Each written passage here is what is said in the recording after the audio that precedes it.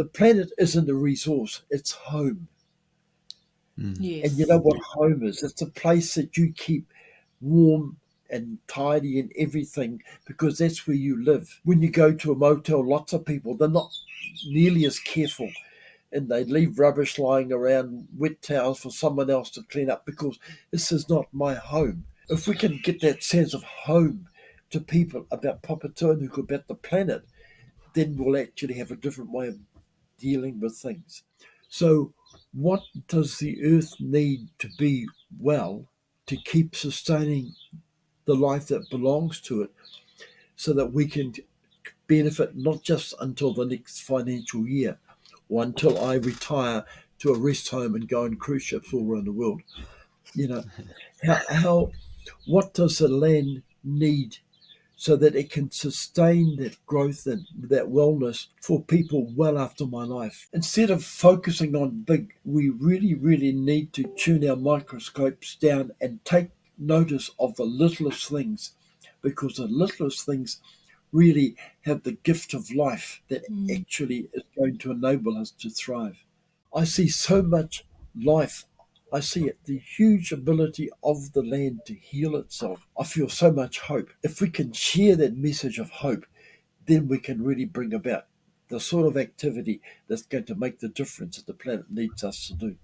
We keep saying to people, we won't find the answers out of for the current crisis, out of the thinking that created it. We need a new start based on a different set of priorities, a different set of principles, and that's basically what Tīwaiwaka is.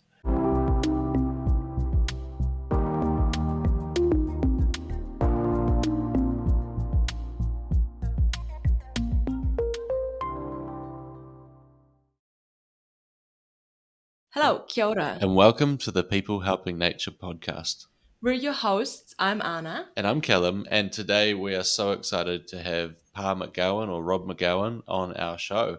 Rob is the founder of Tīwaiwaka and a rongoā practitioner, among many other hats, which I'm sure we'll get into in a moment. But we've been students of PA for the last 4 or 5 years, with learning about rongoā, native plant medicine, and coming to understand the cycles of nature and how humans fit into it. So, Pa, it's such a pleasure to have you here on the show. Welcome.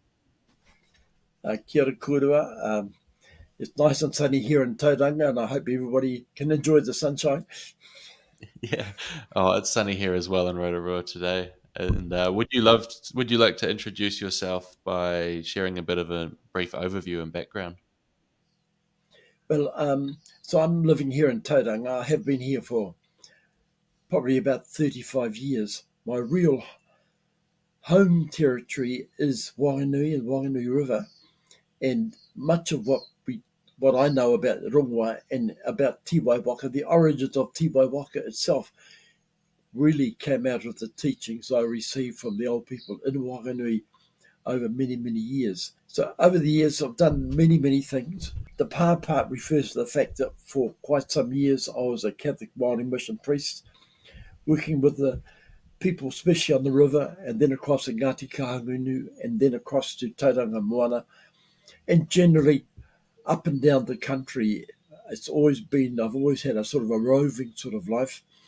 I've never worked in one place for any length of time without lots of travelling. And so that's given me the pleasure and the privilege to meet many wonderful people. I was involved with the building of Te Papa, with some of the background behind all that, and that introduced me to many kaumātua around the country, all about setting up Plant City at Te Papa and the corridor behind some of the plants that were destined for planting down there. So it's been a very varied background. In terms of qualifications, all the qualifications you have, 7 years seminary training, studying anthropology at university and all those sorts of things. But, it's been, especially the last 30 years of learning, 30 years of research and publishing, 30 years or more of teaching rongoā. All of that comes out. I suppose Tīwaiwaka is an experience of that journey, all the privileges that come with part of it. Thank you, Pa. Speaking of Tīwaiwaka, can you explain the movement? And you already touched on that it originated down in the Wanganui. Well, the Tīwaiwaka is one of the many names for the fantail. When you read the history of the fantail and the special role it has within Te Ao Māori, there's a whole depth of meaning. How this movement came to be called Tīwaiwaka, really, I mean, these are things that I've been taught and been learning for a long, long time. And it happened in the middle of one night. I woke up and wrote all the stuff down, including the Tīwaiwaka principles and the name itself. And that's where the name came from. It wasn't as if I sort of sat down to think, what's a nice name for this? It seemed to me that's the name that was given it, and it's the name that it was. Part of the reasoning, I think, behind it is when Maui was trying to become immortal, he'd done all sorts of wonderful things, and they're all told in the stories of the old people. Fishing up the North Island, I suppose, is the most famous one. And you talk about, Hawke's Bay, Te Mātou of Maui, it's his fish hook and so on and so on. But he became more and more impressed with himself and regretted the fact, like all mortals, he was going to die. And he decided that the way he was going to do that was he was going to re-enter his mother's womb, come out through her mouth or whatever, in the process killing her, but he would become immortal. And he swore all the birds to secrecy, don't wake the old girl up while I get on with this. And the Tīwaiwaka thought it was so ridiculous, he started laughing, woke her up, and that was the end of Maui. And the message that's always been in the back of my mind is, if Maui had have listened to the advice of the Tīwaiwaka, he wouldn't have gone that awful way. And for ourselves, unless we listen to the message, the Tīwaiwaka principles are an expression of, we are going to suffer a similar fate. We're going to actually come to an inglorious death. And when you look around, there is so much to worry about. The scientists keep telling us that the planet is on a tipping point whereby what's happening, the changes that are happening are so vast and so profound that there's no going back. All these warnings, the pollution that's happening throughout the world, the lack of resources, the people starving, and all so on and so on and so on, climate warming, sea level rise, and so on. It's a very, very dire future that waits us by the sounds of things. And so, most of all, we keep saying to people, we won't find the answers for the current crisis out of the thinking that created it. We need a new start based on a different set of priorities, a different set of principles, and that's basically what Tīwaiwaka is. Yeah, so what are other principles of Tīwaiwaka? There is 6 principles, and the set 1, 2, 3, 4, 5, 6. I really sometimes wonder which actually is the first one. The beginning one, the first principle, basically is all life depends on the earth, Papatūānuku. So therefore, looking after the earth is the number one priority, and there are no exceptions to that. We know what it's like. If you keep taking more than you put back, sooner or later you're going to run out. And so we say to people, when it comes to, say, a Resource Management Act, the first question is, does it hurt the earth more than it helps it? If it hurts more than it helps, it cannot be permitted.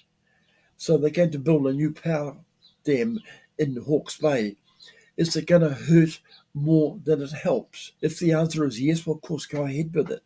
And of course, you can mitigate to the extent that the effect comes out balanced. It makes things no worse. If you're not sure, step back and think again. But if you're going to do more hurt than good, it's not permitted, full stop, and that's a basic thing that we're trying to say to the resource management people. Don't take more than you put back. Always listen and see what the earth is able to sustain, to give. How are you going to compensate for that? So that state of balance which sustains life is maintained, And so, for example, The carbon dioxide once dominated the planet. The microbes and then the plants absorbed it and put it back into the soil and released oxygen, and it reached a balance whereby life could thrive. Now, by putting the carbon back up into the air there, it just actually, life becomes more and more precarious, and the planet gets more and more energetic in trying to restore that balance. So greater storms, greater hot times, cold times, all those sorts of extremes that we're experiencing now. And so how do we fix that? Not by putting more tax on oil producers or whatever else. What we do is step back and say to Papatūānuku, what can I do?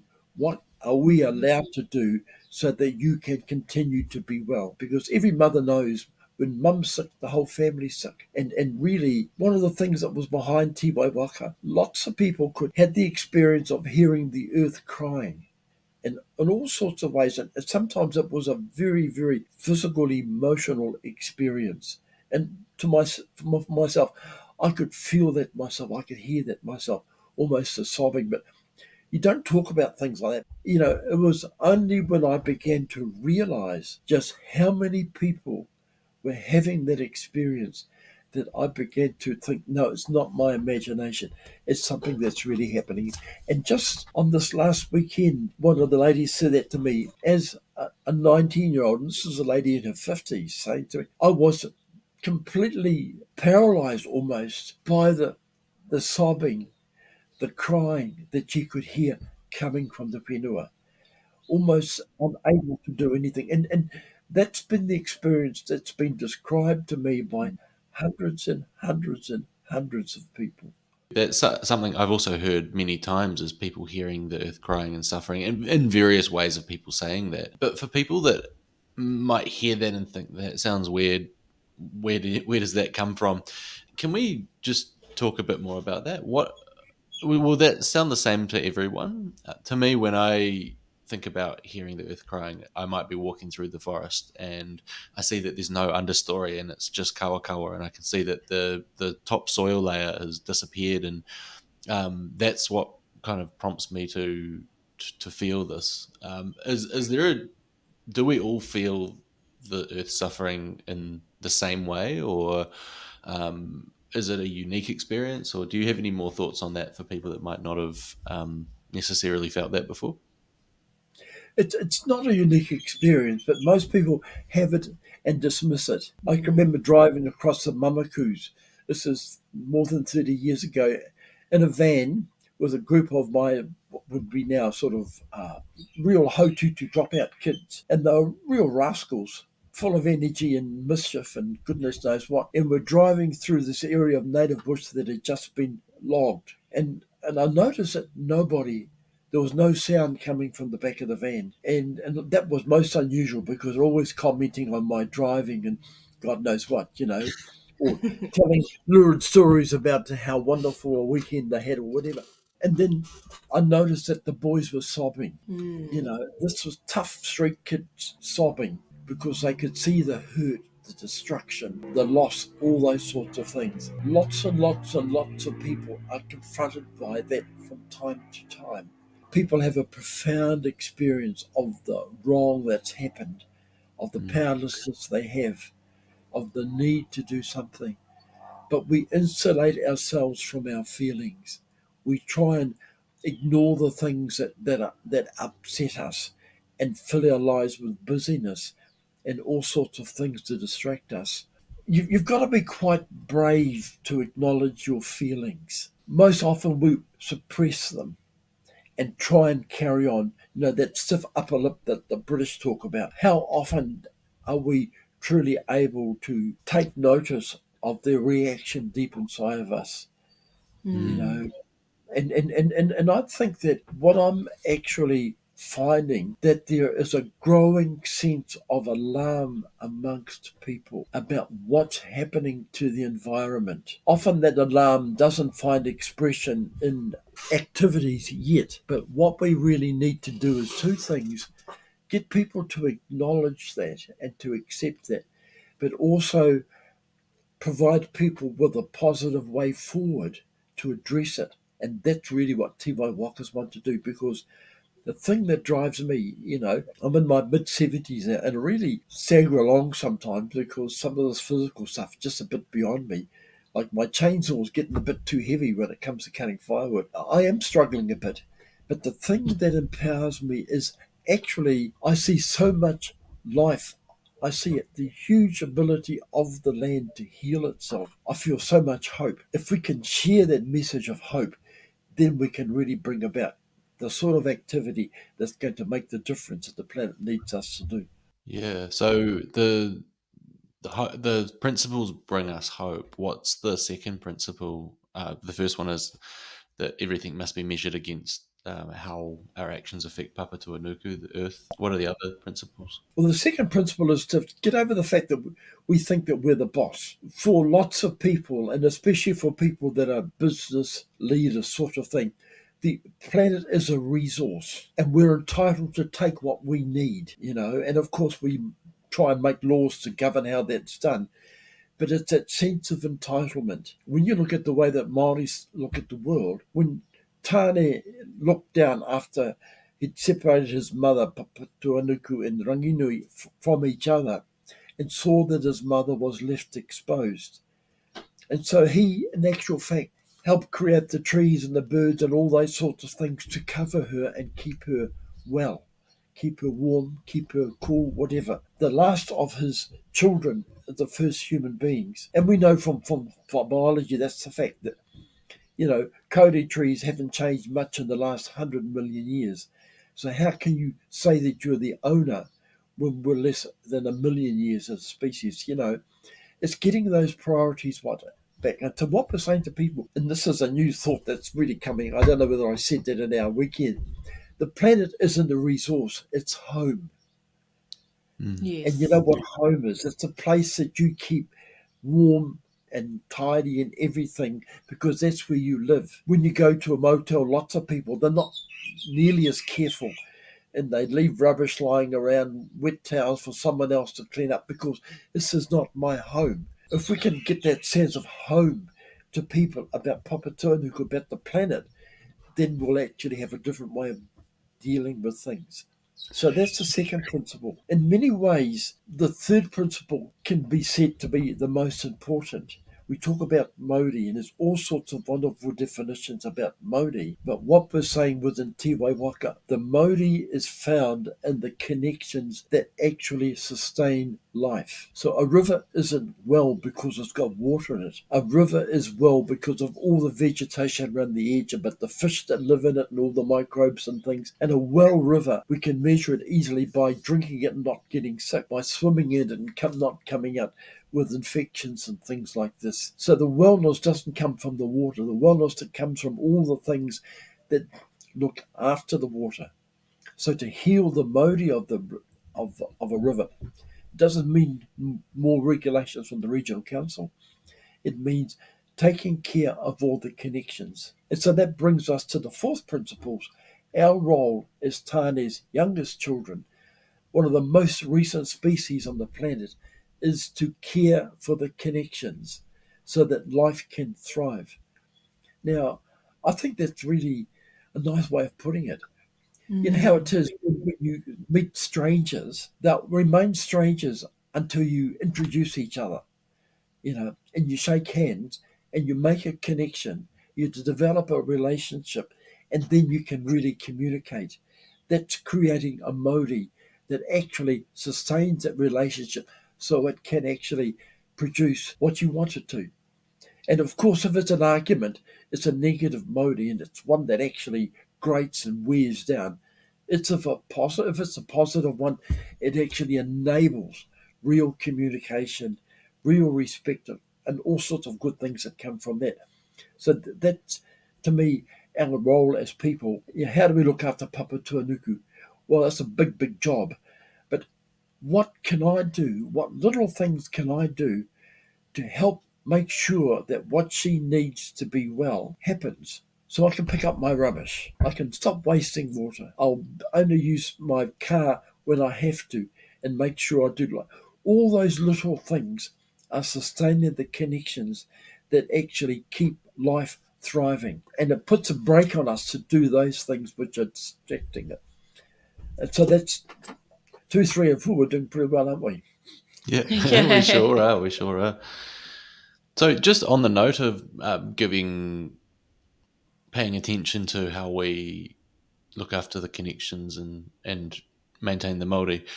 In the Tīwaiwaka book, you talk about how climate change is potentially not the largest issue, but it's actually the pollution in our earth that we've caused, and that we need to look at, how much destruction we've caused through ecosystem damage, throwing our plastics out, etc. How does that tie into the fourth principle? Well, the thing about them is, we hear lots of talk about biodiversity. Healthy forest isn't lots of big trees standing up and looking beautiful. A healthy forest is a whole family of species, big and small, all living together, helping each other to actually make the most of life. And I think when you look at that with the whole issue of pollution and things like that, when we drop rubbish, when we let plastic get into things, like for example, you get whales being beached and they're so full of plastic that they can't digest their food anymore, albatrosses and things like that. We're basically putting obstacles in the way of actually allowing life to flourish. When we sort of walk into a house and trample over the carpet with our dirty boots, we're taking away something of the beauty and the functionality of that carpet. So it's all about that consideration and positive consideration, always looking for ways of how we can actually make sure that life keeps humming instead of just making sure I get what I want and to hell with you sort of thing. Hmm. Yeah, and it's interesting. Carbon and climate is such a big topic these days, and it's absolutely important that we take actions to protect the climate. But I think sometimes people forget that for the most part, what causes the carbon to be sequestered is the ecosystems. It is the connections of life that allow, Yeah, whether it's going into trees and foliage, into the soil, or into peatlands, or into mangroves around, what is it, blue carbon, or into the deep ocean. Yeah, so as what I take away from that is that by looking at how we care for the connections of life through not polluting so much, and through thinking about what are the relationships, what is the Māori, and what is the interconnections between the life around us, is dealing with the underlying problem and the underlying solution, whereas quite often what we see is the symptoms of the problem. that's right. And we sort of, because our priorities are wrong, you take a farmer, the emphasis on productivity. You're under pressure, say, from because of your bank balance to keep producing more and more, say, to service your investment and all that sort of stuff like that. Instead of saying the role of a farmer is to sustain the land that they farm so that they can keep producing. So you get the whole regenerative farming movement. A lot of our New Zealand farming has been carbon mining more than anything. But when you actually farm in a way that builds up the carbon, allows the soil to absorb carbon.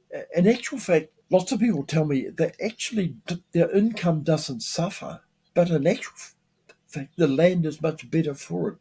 It's a matter of restraining our urge to produce, to focus on our need to actually maintain wellness so that the land can keep producing. And so a farmer, more than anybody else, knows that the basis of his farming ability isn't how much he can borrow from the bank, but how long the land can sustain the production the bank need for him to actually pay them back, sort of thing.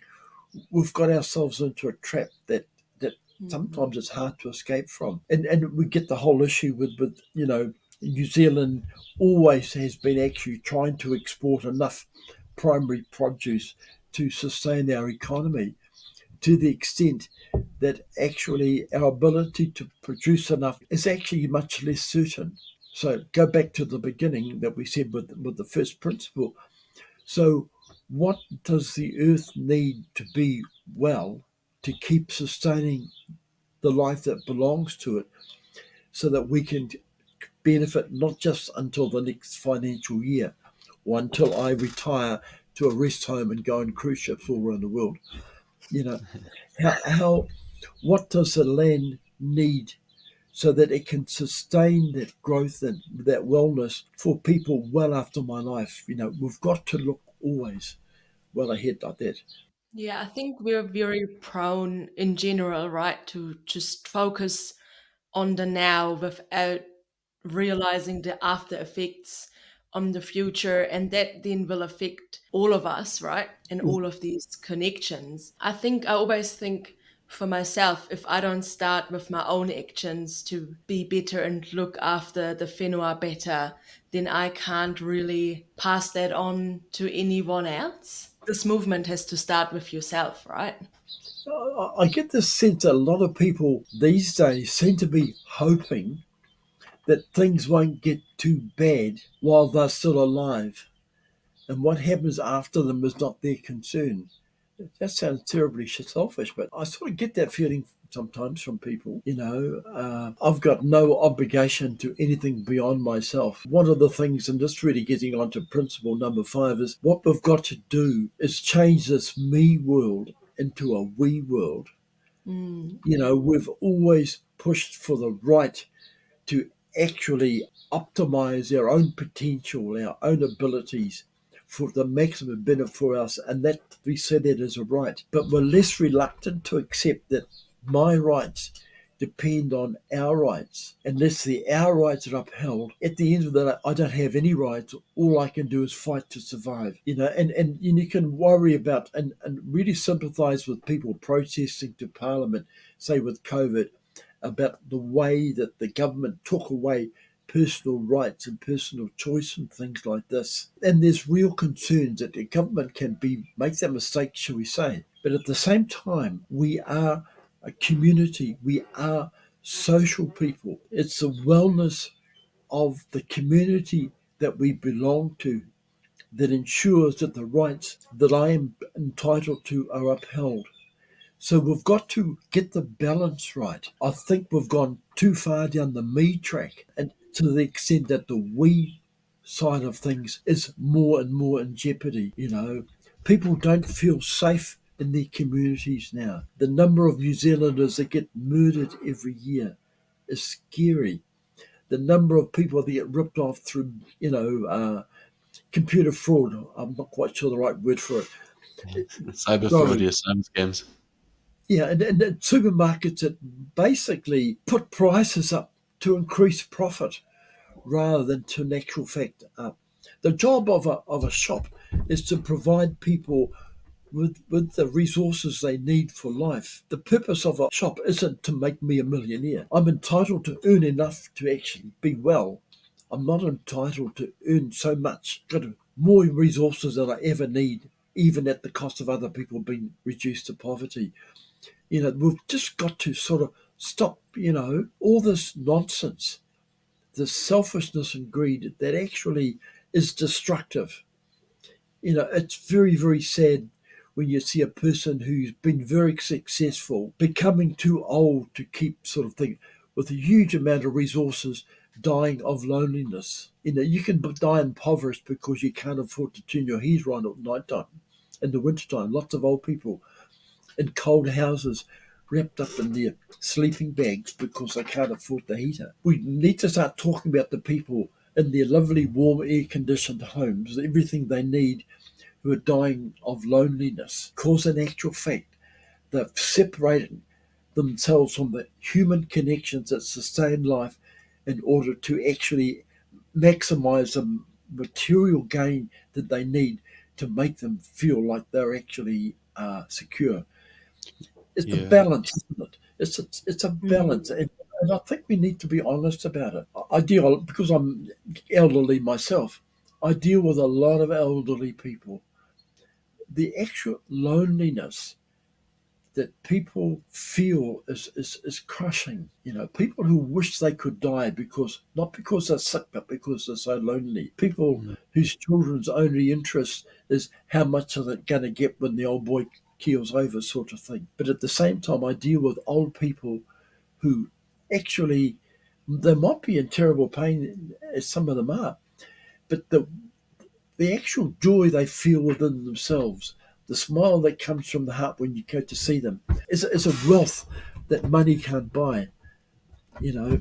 And that sense of belonging, that sense of being connection, the ultimate loneliness is the loneliness that we feel as earthborn creatures that actually are disconnected from Papatūānuku, who is our mother. Maybe, how do we deal with drug abuse? How do we deal with wealth abuse and all that sort of stuff? Reconnect back to whenua. That's more and more the things we're talking about with Tīwaiwaka.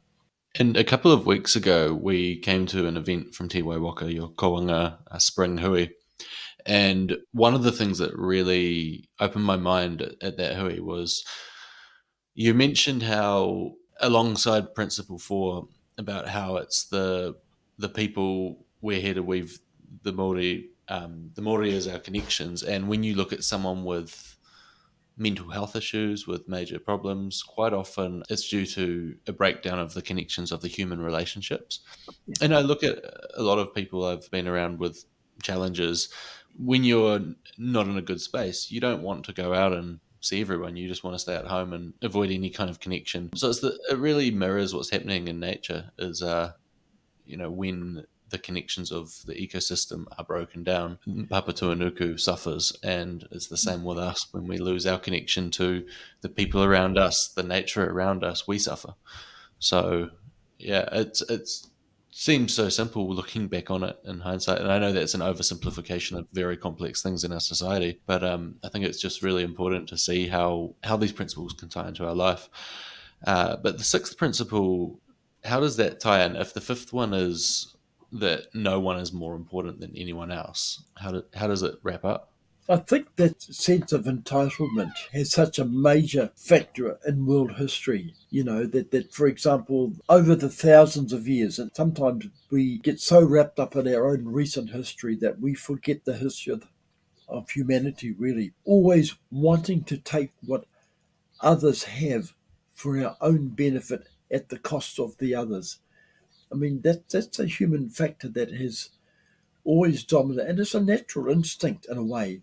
You take a great big herd of wild animals, there'll be a dominant male and a dominant female, and in actual fact, huge battles to carry on. I mean, that's what human race has been like. But in a natural instinct, the dominant male's main job is two things: to look after the group that he dominates, and secondly, to ensure succession. I'm not sure that we've quite understood all that and the way the history dictates itself, Now that we've reached a point of crisis when the human population threatens to outgrow the resources of the planet, we need to step back and reevaluate where we fit in, how we fit in, and how we can work together to, in actual fact, ensure that life can continue to thrive. We're too dominated by short-term goals to freely be able to do that. A government, yes, they do their best, they have their policies, but ultimately to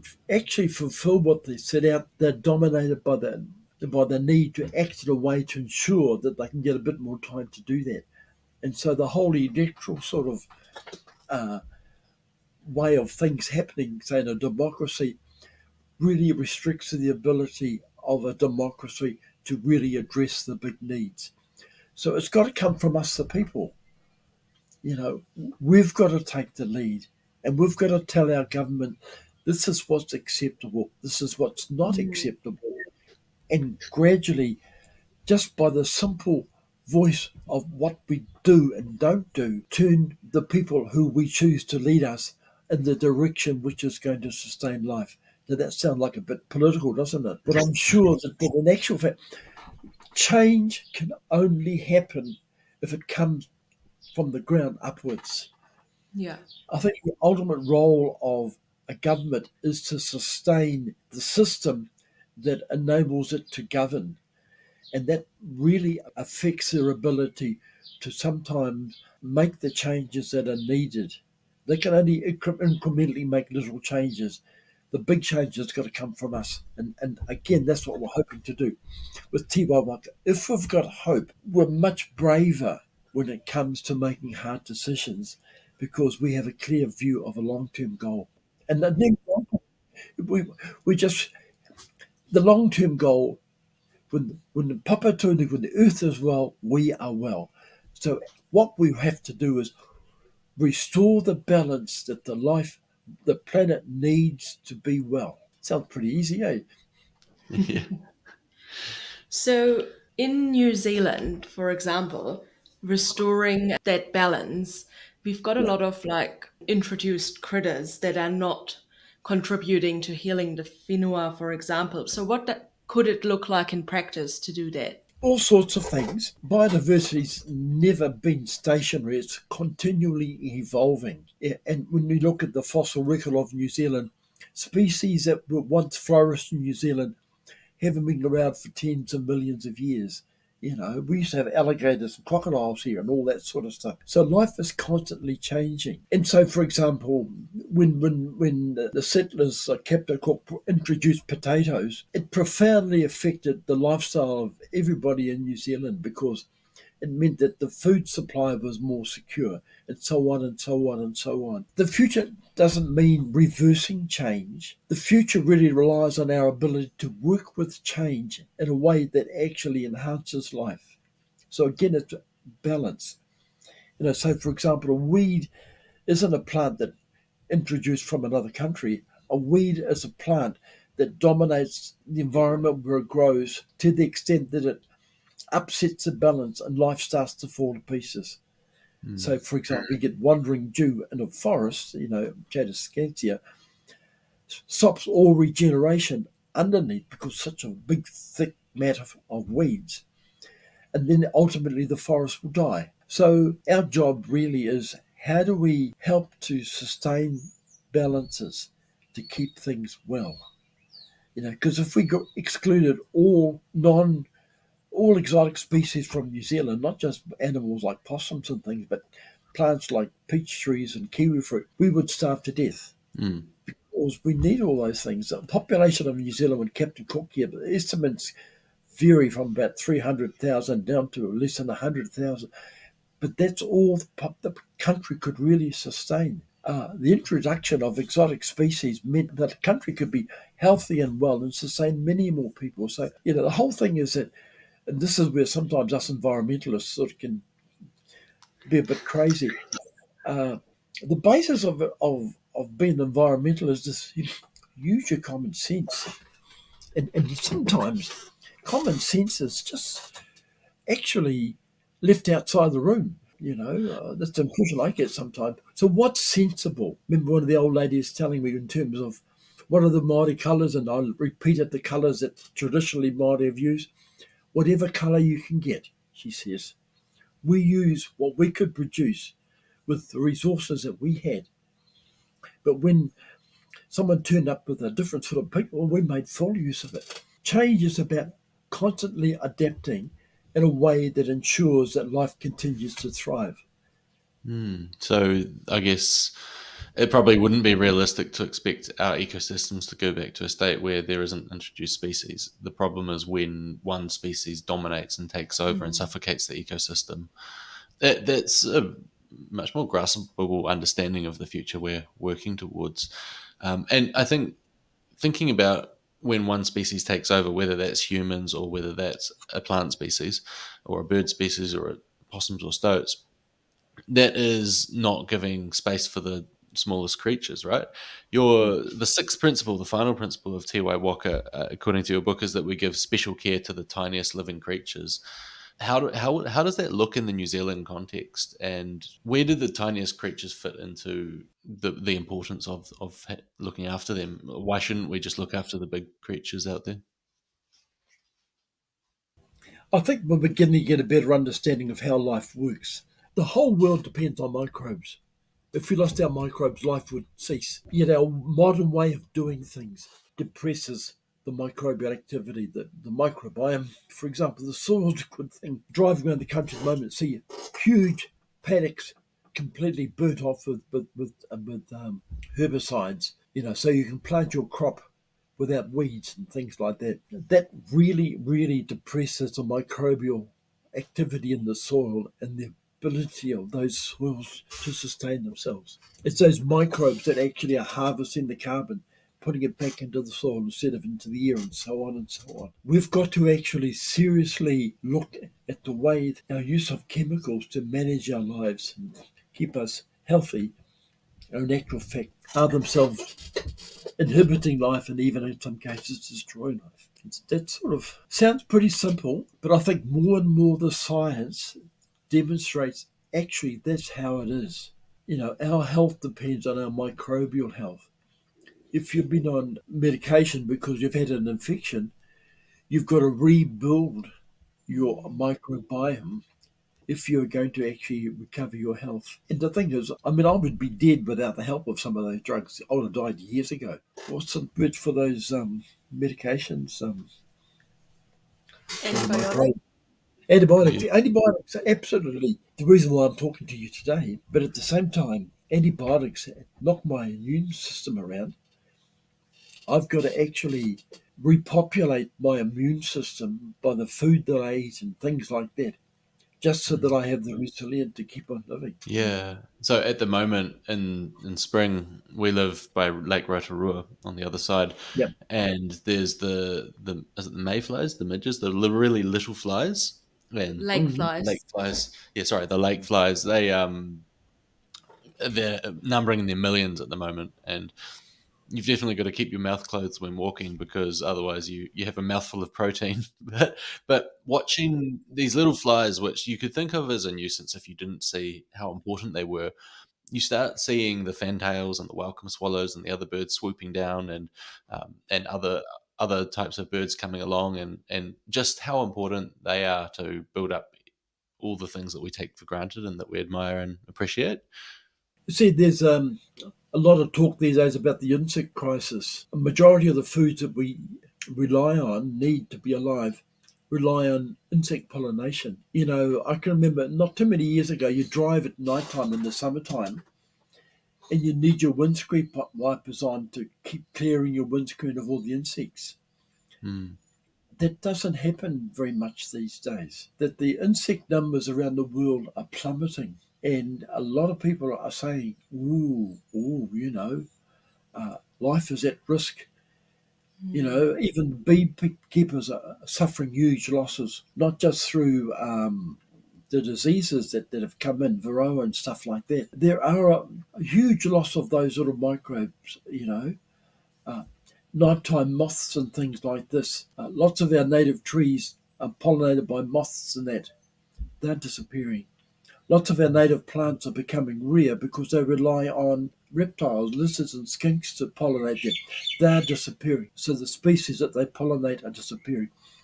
All these little connections, tiny connections, are falling to pieces, and the ability of life to keep living is being compromised. And that's what that fourth principle is about. And it ties up with number three, the whole it's the actual tiniest living creatures that sustain the Modi because they are the key to the connections which sustain life. And so we use that in many ways. We say to people, so you're never going to be one of the great managers or chiefs, the big noises. But, a person that's important can only be important because of all the people that actually keep that person there. Every single person, no matter how big or small, old or young, is essential for all of us to be well. And the key to our wellness in our communities isn't the strength of the leaders, more it's the strength of the community that holds together that enables that person to lead.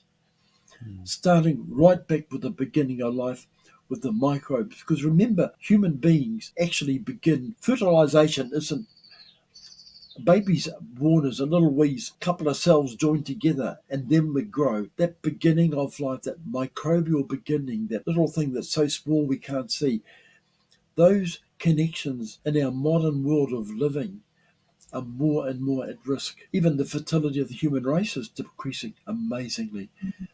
So instead of focusing on big, we really, really need to tune our microscopes down and take notice of the littlest things, because the littlest things really have the gift of life that actually is going to enable us to thrive. Yeah, I like to think of them as the foundation of the web of life, of everything, right? Like they are absolutely essential. And I feel like Tīwaiwaka, it's kind of similar-ish almost, right? You need a lot of people embodying the principles to alarm the leaders of us that that's what the foundation should be for I guess, this future where we can all thrive. So Yeah. what do you think? What would it look like if enough people embody Tīwaiwaka and apply them to their lives? Like, what could we expect to see change in the next few years? Well, what we need is a world in which there's much more respect for each other. You know, one of the big worries is that we've got so many people, and I travel around the country, there are so many good things happening in parallel, and often there's not much connection between them. And what we're sort of seeing that we call Mel, who's we call her, don't call her a CEO or a chairperson, we call her a kairanaga. The role of Tīwaiwaka is to weave people together so that together we can achieve much more than each one of us can achieve individually. And so we've got ways of talking that help to make that happen. And we say to people, the differences we find amongst ourselves are not obstacles to stop us from working together. Actually, they're the gifts we bring to actually enable us all to be better. Our differences are our gifts. What's unique is our gift.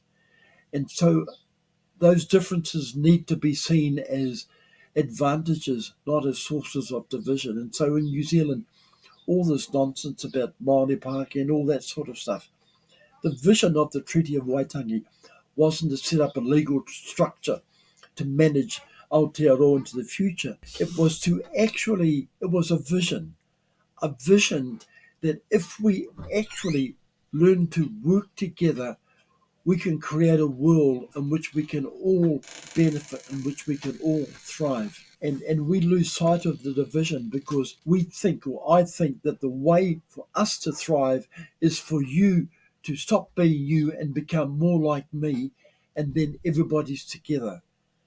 That's a bit dumb, really, isn't it? You know, and even on the whole sex front, you know, men and women trying to have the same roles, doing the same jobs, instead of saying that what can women do that men can't do, and what can men do that women, and let's work together and we can get everything done. And there's always creating opposition to as being almost an essential for progress. And what we're saying is, no, no, no. Let's enhance our differences, our specialties, so that we have a much more richer and beautiful world. You know, we have a saying in Wanganui, ko te taura whiri a Hinengākau. Hinengākau was a tūpuna who lived up at Taumaranui, and the river, the Awatupua, is seen as a rope with many, many strands all woven together, and that's the strength. And so that's what Tīwaiwaka is about. Weaving people together in a positive, respectful, happy way with real hope so that we can build a future which is good for all of us. And because of the us, I'm prepared to take only what I need because I can rely on each other. There's so much good stuff happening in silos all around the country, all around the world, and finding a foundation that we can align on and that we can all fit into, and allowing our own individual strengths to thrive is just, Yeah, it's so simple it almost seems easy to overlook. But the fact that we're not focused on how do we unite, how do we weave together, yeah, but rather how do I do what I do best. I think we can all focus on what we do best in isolation, or we can do it together. And the difference, yeah, like you say, is night and day, and the change yeah, that can happen in our world if we are yeah, to simply be part of the bigger picture together rather than separately. And yeah, I think that can apply to all parts of society. It's not just the environmental space or yeah, the business space or the social community government space, but I think it's just a different way of looking at things. So to wrap up the principles, the first one was Papatūānuku Te Whenua is the source of all life. She is the mother. We must measure everything against the health of the mother. And the second principle, And number two is about we're not the tuakana, but we're part of the family. And then tumbling number 3, Modi, is found in the connections that sustain life and enable it to thrive. So number 4 is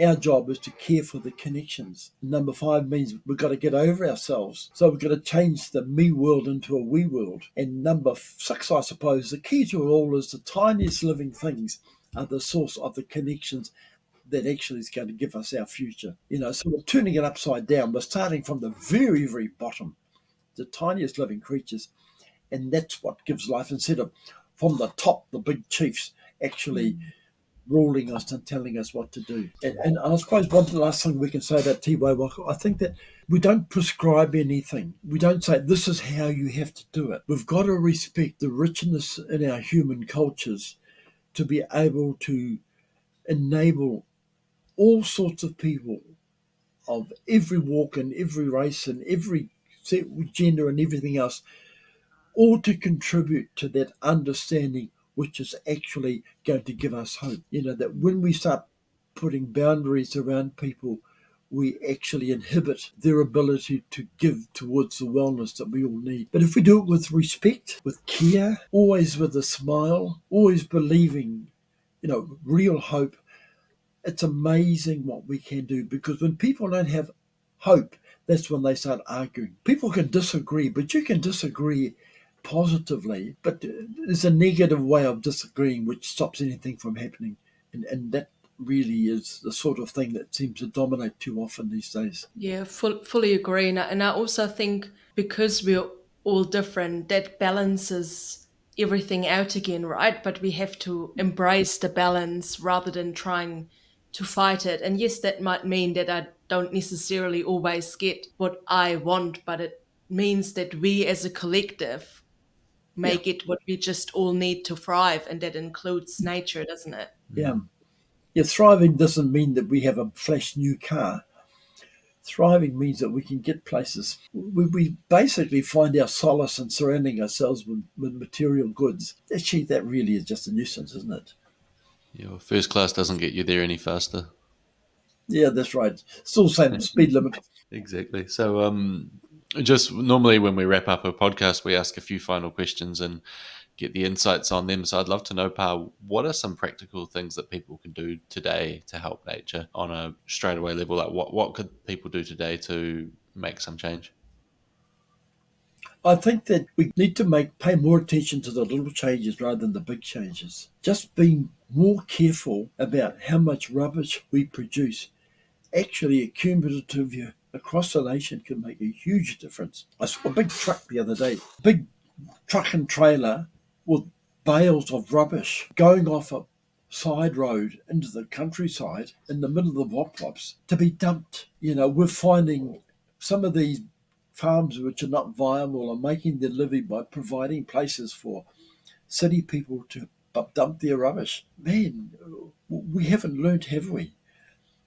So little changes. There's a whole lot in that, but we go to, like, for example, I never buy a cream bun in the supermarket because it's all wrapped up in this hard plastic stuff. All of those sorts of things cumulatively very quickly can bring about profound change. Look how quickly we converted to not plastic bags in supermarkets. Look how quickly we changed that one. That should tell us, hey, if we put our mind to it, we can make lots of little changes like that. We've just got to actually motivate ourselves and start working at it. And if we start doing that, we'll find more and more ways of actually making changes. Lots of people are beginning to have little compost heaps and using it to fertilize. And cumulatively, that's beginning to have an effect. It's the little beginnings which are actually our pathway to really making the substantial changes that our whole society needs for our future. And I think just that accumulating, right? That it's all about baby steps and then building that big picture. And Yeah, I'm just as I'm saying that, I'm thinking that's pretty much like caring for the tiniest living things yeah, as our foundation. It starts small and it builds up, right? It's actually such a cool principle. It's so beautiful how it all ties together. yeah. But being little is actually a huge gift, you Yes. know. Yeah. What does conservation mean to you? Conservation means living within the resources of the world we belong to. So it doesn't mean killing possums. I mean, we have to do that, but it means that treasuring every little thing. The whole thing of you spray every little weed that comes up in the cracks of the pot and the concrete and all that sort of stuff. Treasuring life. That's what conservation is about, and it's all its forms, and in a way that enables it to thrive rather than to make it good because we've actually kept it suppressed. When you see a soil and no weeds come up, it's scary because it means that maybe that soil's dead. Celebrate life and try and work with it rather than trying to smash it and suppress it and destroy it so that it looks clean and tidy. Celebrate life. I like that. I think we often overlook, and again, celebrating life, right? It's celebrating those connections and weaving it all back together. So, if people listening want to find out more about Tīwaiwaka, how Tīwaiwaka wants to weave us all together, how can they get involved and find out a little bit more about the movement? If people just Google Tīwaiwaka, the website will come up and all the connections are there. And it's just simple www.tīwaiwaka.nz. But if you just Google Tīwaiwaka, lots of Tīwaiwaka will come up, but you'll soon find us there. And we're sort of, actually, we're pretty broke outfit. We haven't got much money. We would love to have a team to actually monitor websites and Facebooks and things. We haven't actually got that. But we're working on it. But I think what we've got there already is an enormous pathway to connect to the network. But the other way is every time you see a fantail fly past, you say, ka ora te whenua, ka ora te tangata. When the land is well, we are well. And keep saying that. A little sort of ka ora te whenua, ka ora te tangata. Celebrate life. Life creates life. Fantail, at the end of the day, it's a very happy little bird, isn't he? Twitters away and beautiful. Doesn't actually cause any trouble. Sometimes get a bit hoha when he comes into the room and he won't go out. But so always the other way of thinking about Tīwaiwaka is always begin the day with a smile and look for the little things that tell you that life is thriving, like a little weed with a flower on it. Actually, very beautiful, some of them. Most of them are beautiful. Some of our native orchids are tiny, but when you look at them, my goodness me, they're so perfect. To me, I love being alive because there's so many things that actually make me happy, really. Maybe I'm a bit simple, but that's how it is. No, actually, now that you say that, I've got this fond memory of being out Kawhia way with actually you on one of your rongoā courses. And I've never really spent a lot of time of looking at the forest floor, but we started talking about the orchids, and now every time I walk through the forest, I keep looking out for, I guess, these tiny orchids, and some of them look like Mars creatures and they're Martians. little Martians, and that just really enriched my life, being curious about tiny things and actually looking all around me and not just up at the birds. And that's the thing with children. I saw a little person staring. I thought, yeah, what's wrong with that kid? And there was a little spider and it had a sort of stripe on it. And this little person was totally absorbed. Children notice little things and they bring them enormous joy. Maybe one of our things we need to do as adults is not to forget that we are children that's just got a bit bigger and try and rediscover that fascination with the little surprises around every corner.